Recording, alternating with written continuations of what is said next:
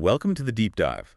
Today we're digging into Simon Sinek's ideas from Leaders Eat Last, based on the excerpts you sent over. Yeah, sounds good. Our goal isn't just, a summary. We want to pull out some really useful, actionable insights about leadership, strong organizations. Right, getting beyond just the management handbooks, more into the human side of things, the behaviors that actually drive success long term. Exactly. And we're using these excerpts as our foundation. And hopefully we can piece together a clear picture of Sinek's main arguments, why some teams just work, focusing on people, culture. Which, at the end of the day, matters to everyone listening, whether you're lighting, part of a team, or just curious about how these dynamics play out. Absolutely, it's relevant stuff. Okay, let's jump right in then.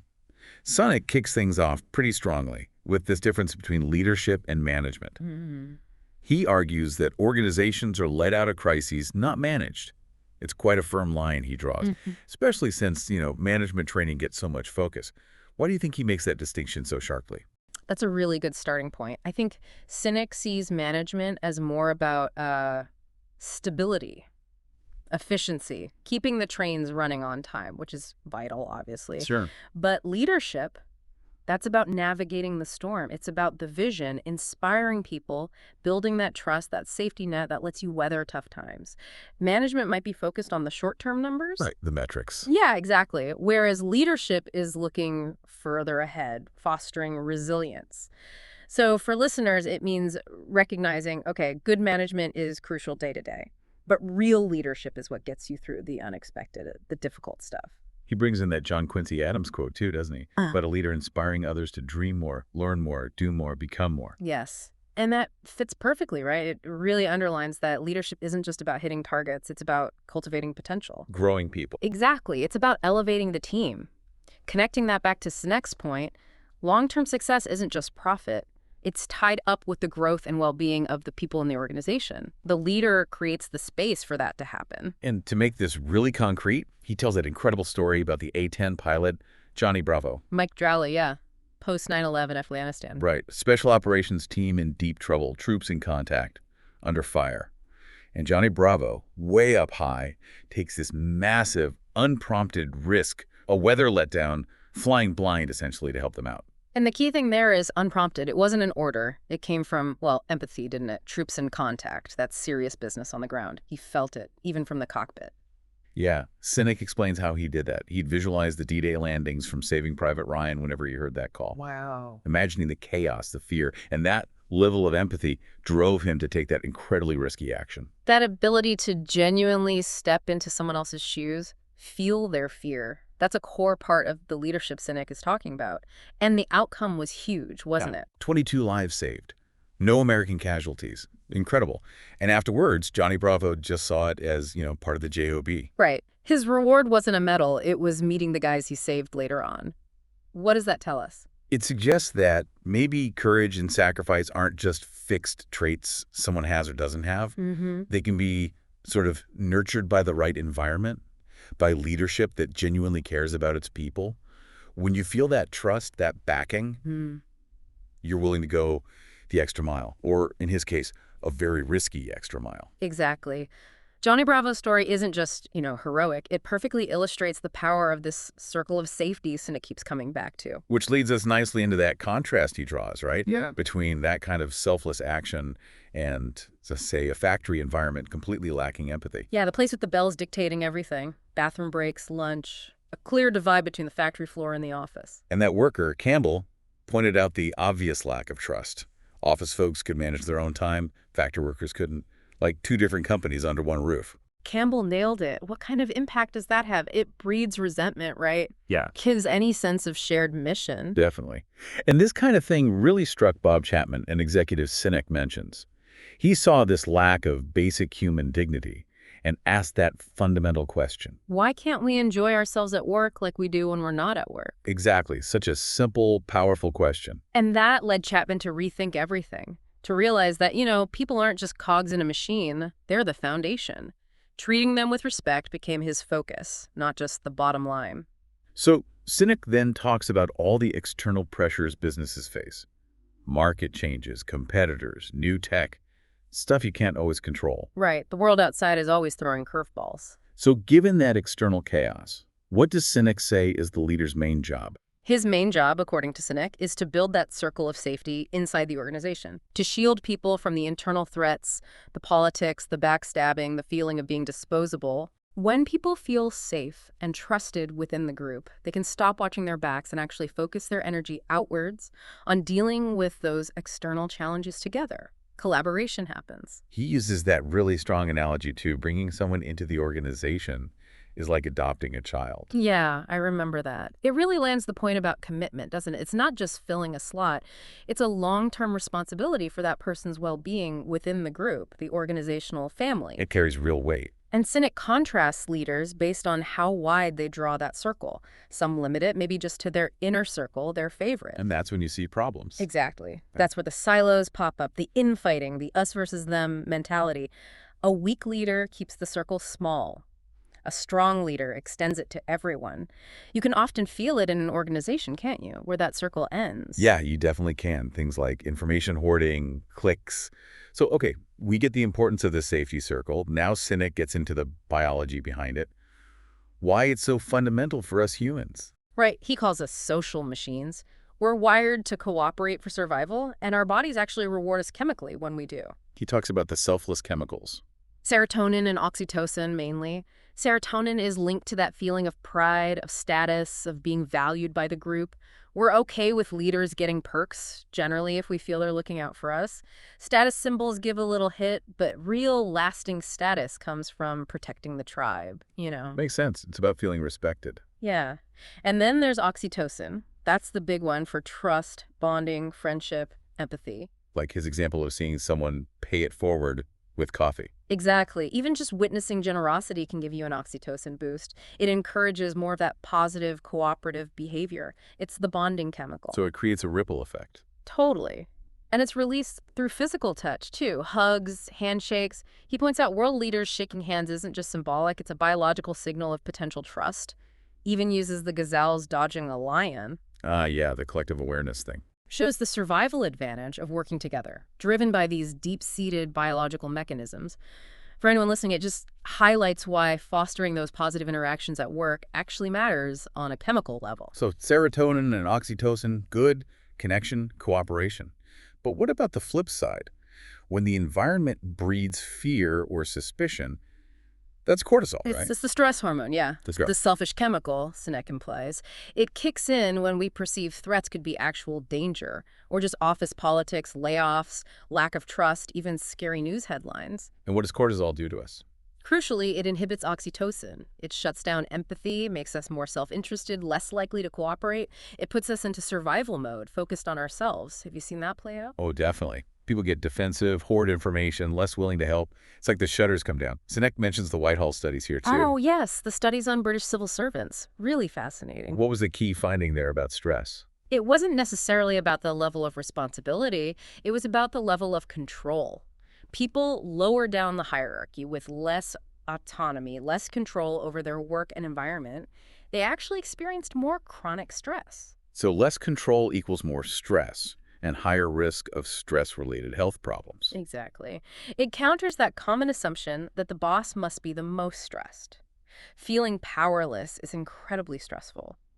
Sinek also briefly mentions, like, a natural order in a deer hunt who eats first, guided by these social chemicals, reinforcing that cooperation and trust matter even in basic survival contexts. Which all loops back to the absolute necessity of integrity and trust in leadership. He brings up the foxhole test. Right. Simple question.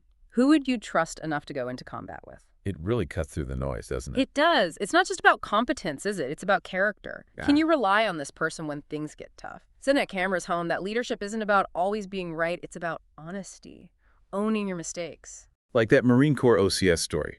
The difference between the guy who lied and the one who fessed up. Precisely. The one who owned it showed integrity, even though he'd messed up.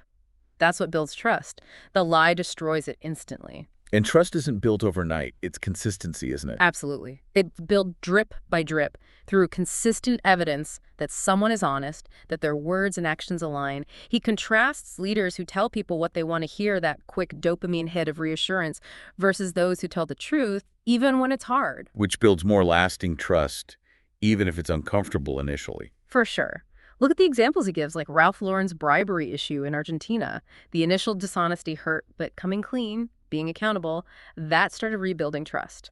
Or Bank of America trying that debit card fee. Oh yeah, the backlash was huge. And backing down, admitting it was a mistake, was crucial for restoring some public trust.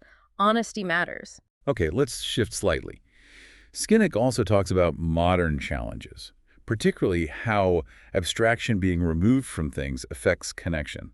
Starts with that image of the guy in the windowless room. Yeah, a simple but powerful illustration of our basic need for human connection, to see the world, to interact. And then he gets into the darker side of abstraction, the Holocaust, the just following orders defense. Horrifying examples of how detachment from the human consequences can enable terrible acts.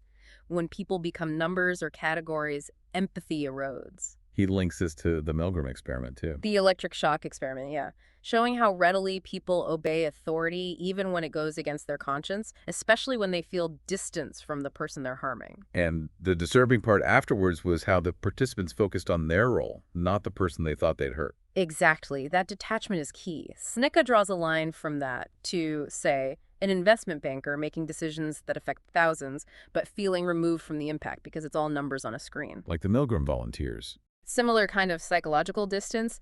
He argues that managing purely through spreadsheets, without seeing the human faces affected, creates this dangerous abstraction in business, too. Which is why he stresses the need for some kind of higher moral purpose, right? Beyond just profit.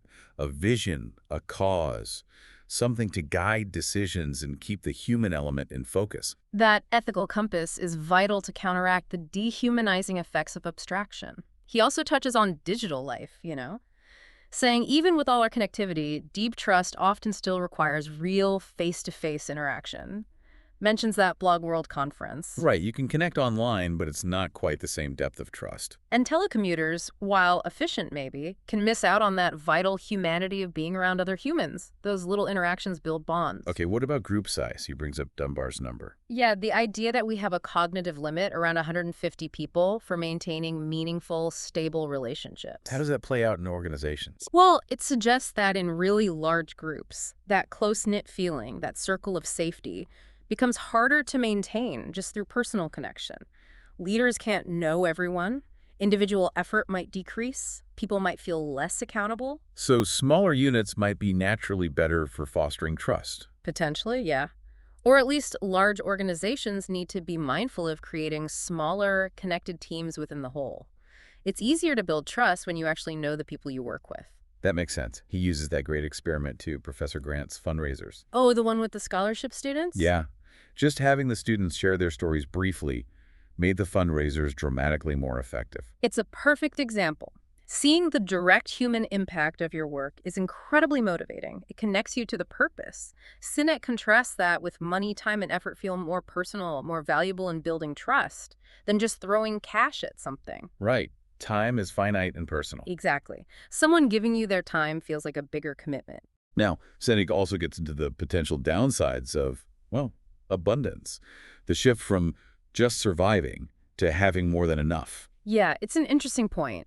While abundance is great in many ways, it can sometimes weaken those natural pressures that historically forced cooperation and long-term thinking. He uses Goldman Sachs going public as an example. Right.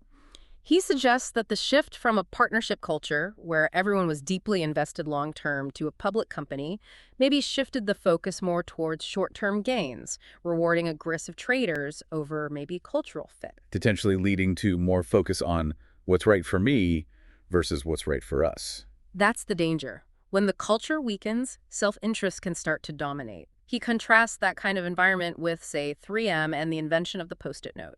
Art Fry's story. Yeah, that came out of a culture of allowing time for experimentation, sharing ideas, collaboration, not just hitting targets. Or the difference he highlights between Kamansky and O'Neill leading Merrill Lynch. Showing how much a leader's style impacts the whole culture. O'Neill's approach apparently created more fear and uncertainty. Exactly. It underscores how leadership behavior directly shapes the environment, fostering trust and collaboration, or breeding fear and silos. A weak culture prioritizes immediate results over people and long-term health. Let's talk about a positive turnaround story.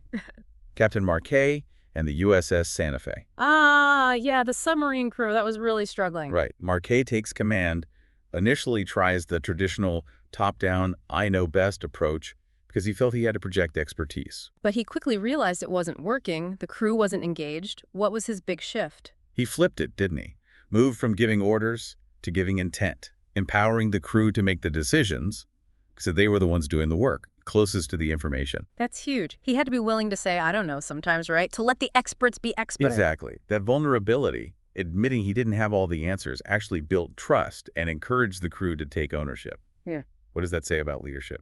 It suggests that true strength isn't always about having the answers, but about creating an environment where others feel safe to contribute their answers. It fosters shared learning. And the results were staggering. The Santa Fe went from worst to first in the Navy ratings. An incredible testament to empowering people. By building that circle of safety where mistakes were learning opportunities and people felt trusted, Marquet unlocked their potential. It reinforces Sinek's whole argument. Okay, so towards the end, Sinek tackles some modern challenges head-on, things that make building this trust harder today. He mentions the me generation. Yeah, suggesting that maybe decades of relative peace and prosperity have tilted the balance a bit towards taking rather than serving, perhaps. And he talks about Gen Y, Generation Y, and this perception of impatience. Right, linking it partly to growing up in a digital world with instant gratification, maybe creating a mismatch between expectations and the reality that meaningful things, careers, relationships, skills, take time and effort to build. And then the whole addiction to distraction idea. Dopamine hits from our phones. Constantly pulling our attention, emails, notifications, social media. Sinek argues this constant simulation makes deep focus and real connection harder. Our brains are wired for those little rewards. He even sort of contrasts the dopamine drivers, maybe boomers driven more by accumulating more, Gen Y by getting things faster now. It's an interesting thought, and he cites studies showing, for instance, that heavy Facebook use can correlate with lower well-being. The constant comparison, maybe, the superficiality. So given all these challenges, abstraction, distraction, impatience, what's the path forward for leaders trying to build these strong, trusting teams? Sinek doesn't offer easy answers, but he stresses awareness. Recognizing these forces, these dopamine addictions, in ourselves and our workplaces, he uses Alcoholics Anonymous as an analogy for a powerful circle of safety. Right, the group support is key. Exactly. Mutual support helps overcome huge challenges. And he brings it back to the biology. We need to intentionally cultivate serotonin and oxytocin. Serotonin through recognition, mentorship, feeling valued. And oxytocin through building real trust, showing care, fostering genuine connection. He mentions studies linking oxytocin even to fighting addiction and boosting longevity in couples. It's powerful stuff. He also makes that point about shared struggle, doesn't he? Yes, that the easy days aren't the ones that bond a team. It's overcoming challenges together that builds deep connection and meaning. Leaders need to provide challenges big enough to require real collaboration and innovation. Like Bill Gates or Steve Jobs' early visions, huge goals that force people to pull together. Exactly. And ultimately, he connects it to that fundamental human drive, maybe exemplified by Step 12 in Day A, the drive to serve others, to help. And to wrap it all up, he brings back Johnny Bravo's realization after Afghanistan. That leadership isn't just about being good at your job. It's about helping others be good at theirs, supporting the team. And Bob Chapman's incredible commitment. We would never dream of laying people off. It is better that we all suffer a little than any one of us suffers a lot. That just perfectly encapsulates the leaders eat last ethos, doesn't it? Taking responsibility, prioritizing the group's well-being. It's about building that culture where people feel safe, valued, connected. And that's what drives long-term success. So wrapping up our deep dive into these leaders eat last ideas, we've really seen how Sinek argues true leadership goes way beyond just management. It's about consciously creating that circle of safety. Built on empathy, trust, integrity. Yeah. And understanding our own biology, how we're wired for connection through chemicals like serotonin and oxytocin, and how fear and cortisol shut that down. And we touched on those modern hurdles, abstraction, the constant dopamine chase that can really erode those vital connections. So for everyone listening, the takeaway might be to think about your own sphere of influence. How can you actively help build or strengthen that circle of safety, even small actions? Yeah, think about how your behavior impacts trust. Do the structures around you encourage teamwork or internal competition? Are you fostering connection or isolation? And maybe a final thought to chew on. In a world that often feels increasingly driven by metrics, by data, by, well, abstraction, how do we intentionally make space for the human stuff? How do we cultivate those selfless chemicals, nurture real connection? What small act of empathy or trust could you try today to make the circle of safety around you just a little bit stronger? Something to definitely think about. Thanks for digging into this with us today.